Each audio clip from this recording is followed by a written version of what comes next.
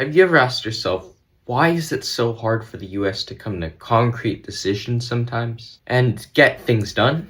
Well, let me tell you. It's because of these two parties, with these two parties representing almost 90% of Americans. Now, these two parties are usually at the head of all of the current events in our world right now.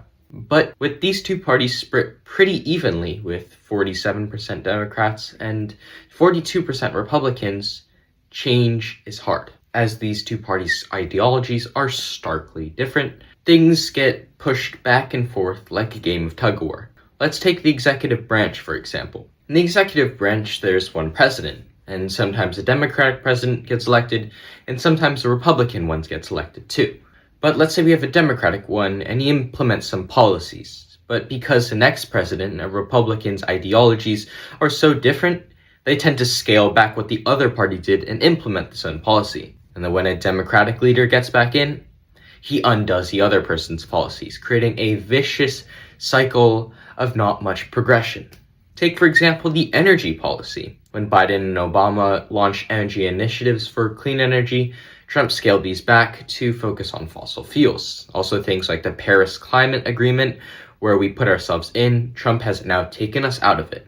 And this has also happened on the Democratic Party side too, such like re-implementing regulation policies on the meat industry after Trump had removed them. Things also happen in the legislative branch too. Take, for example, our government funding. I'm sure we all remember when the government shutdown happened and how Congress could not agree on a set amount. These two parties pulling back and forth created one of the longest government shutdowns in our history, affecting millions in our nation who worked for government and could not get paid.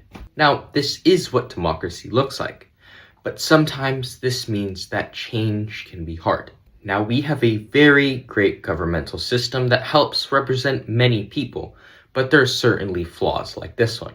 Type in the comments what you think some of the flaws in our nation are and how you plan to fix them. Or if there are any existing systems that you wish to build upon, just type them in the comments and maybe I could address them in a future video.